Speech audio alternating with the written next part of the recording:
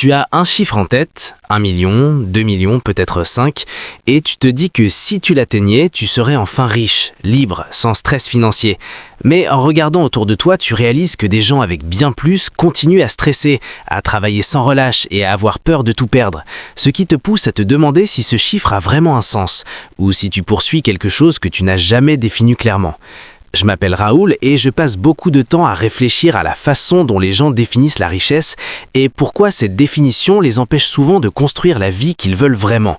Et si tu as un objectif financier flou, sans jamais l'avoir calculé concrètement, alors cette réflexion va t'aider. Parce que la vraie question est simple. Combien faut-il réellement pour être riche en 2026 ? Et la réponse va te surprendre, car la plupart des gens pensent en chiffres absolus, 1 million par exemple, alors que ce chiffre ne veut rien dire sans contexte, puisque 1 million avec un mode de vie à 5 000 € par mois donne environ 16 ans de liberté, alors que le même million avec 1 500 € mensuels peut dépasser 50 ans, ce qui change tout. Et c'est là la clé. La richesse n'est pas un chiffre, mais un ratio entre ce que tu possèdes et ce que tu dépenses. Pourtant, la majorité des gens se concentrent uniquement sur augmenter leurs revenus sans jamais questionner leurs dépenses.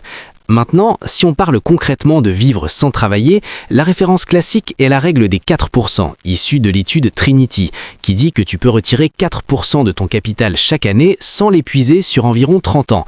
Donc si tu dépenses 2 000 € par mois, soit 24 000 par an, il te faut environ 600 000 € investis. Si tu dépenses 3 000, il te faut 900 000. Si tu dépenses 5 000, alors 1,5 million et 10 000 mensuels demandent 3 millions.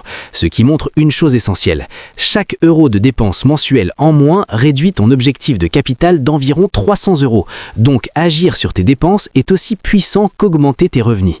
Ensuite, il faut comprendre qu'il existe 3 niveaux de richesse réelle. Le premier étant la sécurité financière avec 6 à 12 mois de dépenses de côté et aucune dette toxique. Le deuxième étant l'indépendance partielle où 30 à 50% de tes dépenses sont couvertes par des revenus passifs, ce qui te permet déjà de choisir plutôt que subir. Et le troisième étant l'indépendance totale où tes revenus passifs couvrent 100% de tes dépenses et où tu travailles uniquement par choix. La vérité, c'est que la richesse est personnelle et se calcule simplement. Tu prends tes dépenses mensuelles idéales, tu les multiplies par 12 puis par 25 pour obtenir ton chiffre de liberté financière que tu peux ensuite diviser par 2 pour ton objectif d'indépendance partielle. Et même si ces chiffres semblent élevés, ils sont atteignables avec le temps. Par exemple, investir 400 € par mois à 8% peut mener à environ 300 000 € en une vingtaine d'années, ce qui n'est pas irréaliste mais simplement une question de discipline et de constance. Enfin, même si l'inflation a changé la perception de la richesse, les rendements des marchés ont historiquement compensé sur le long terme. Et le vrai problème aujourd'hui est psychologique, car les gens comparent leur vie à des standards irréalistes influencés par les réseaux et les milliardaires, alors qu'en réalité, la richesse fonctionnelle nécessaire est bien inférieure à celle qu'ils imaginent.